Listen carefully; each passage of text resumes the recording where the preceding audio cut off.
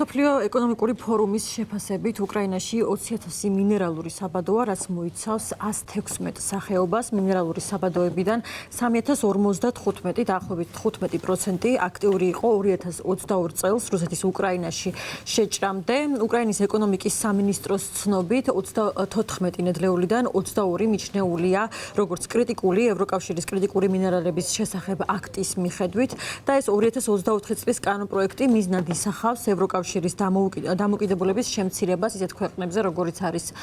ჩინეთი და ეს კი იმისთვის ხდება, რომ ევროკავშირმა დამოუკიდებლად აწარმოოს ელექტრომობილები, მზის პანელები, მიკროჩიპები და სხვა სტრატეგიული ტექნოლოგიები და უკრაინა ფლობს დაახლოებით 500,000 ტონა დაუმუშავებელ ლითონს, რაც აუცილებელი არის ელექტრომობილების მრავალჯერადი ბატარეების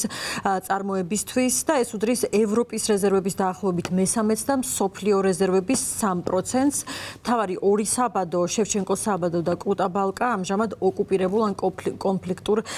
ტერიტორიებზე მდებარეობს და ასევე კიევის ეკონომიკის სკოლის მიხედვით უკრაინაში ასევე არის ტიტანის გლობალური წარმოების 6%, რაც გამოიყენება კოსმოსურ, სამხედრო და სამედიცინო პროგრამებში. უკრაინა ასევე არის მსოფლიოში მეხუთე გალიუმის მწარმოებელი ქვეყანა. გალიუმი აუცილებელი არის ნახევარგამტარების წარმოებისთვის. უკრაინა ასევე მსოფლიოს 5 წამყვან ქვეყანას შორისაა გრაფიტის მარაგების თვალსაზრისით და მსოფლიოს ათეულში შედის ნახშირბადის, მანგანუმის, რკინის, ტიტანის და ურანის მარაგებითაც. და ამ ნედლეულის გარდა ამბობენ, რომ უკრაინის ტერიტორიაზე არის იშვიათი მიწათა ელემენტების მნიშვნელოვანი მარაგი, 17 მეტალის ელემენტისგან შემდგარი ჯგუფი, რომელიც ასევე გამოიყენება მაღალ ტექნოლოგიურ მოწყობილობებში, როგორც არის მაგალითად სმარტფონები და ქარის ტურბინები და მიუხედავად იმისა, რომ იშვიათ მიწათა ელემენტების საბადოების რაოდენობა არის კონფიდენციალური, როგორც გაერთიანების ერების ორგანიზაცია აცხადებს, ისინი გლობალური რეზერვების დაახლოებით 5%-ს შეადგენენ და ასევე საუბარი იყო იმაზე, თუ რა რაოდენობის იშვიათი მიწათა მეტალები არის ოკუპირებულ ტერიტორიებზე და ამ რუკაზეც ჩანს, თუ სად არის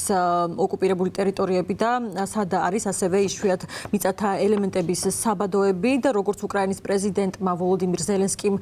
განაცხადა, ამ დროისთვის რუსეთი აკონტროლებს უკრაინის მინერალური რესურსების 20%-ს. უკრაინული ანალიტიკური ცენტრების ინფორმაციით, უკრაინული ლითონების დაახლოებით 40% რუსეთის მიერ კონტროლირებად ტერიტორიაზე არის და ასევე ეს რუკა აჩვენებს იმასაც, რომ ლითიუმის, ტიტანის და იშვიათ მიწათა ელემენტების უზარმაზარი საბადოების სამხრეთ-აღმოსავლეთ პროვინციებში არის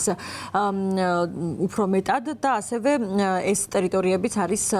რუსეთის მიერ ოკუპირებული 2022 წელს და რატომ სურთ დემოკრატიულ ქვეყნებს, რომ ამ მინერალებზე წვდომა ჰქონდეთ. ნედლეულის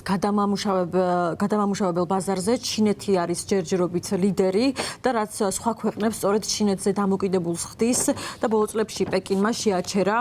ან შეზღუდა კრიტიკული ნედლეულის ექსპორტი ევროკავშირსა და ამერიკის შეერთებულ შტატებში, რითაც დასავლეთი ასე თქვათ აიძულა, რომ მეტი ძალისხმევა გამოეჩინათ მიწოდების ჯაჭვების დივერსიფიკაციისთვის, რადგან ასეთ მასალებზე მოთხოვნა იზრდებოდა და 2021 წელს ევროკავშირმა და უკრაინამ დაამყარეს სტრატეგიული პარტნიორობა წიაღისეულის საკითხებში და რამდენიმე დღის წინ ევროკომისარმა სამრეწველო სტრატეგიის საკითხებში სტეფან სეჟურნემ განაცხადა, რომ მოუწოდა ასე თქვათ ევროკომისიას, რომ სრულად განახორციელონ ეს პროექტი, რაც მათ შემუშავებული ჰქონდათ და ასევე ის აცხადებს იმასაც, რომ ეს იქნება მომგებიანი უკრაინელებისთვისაც.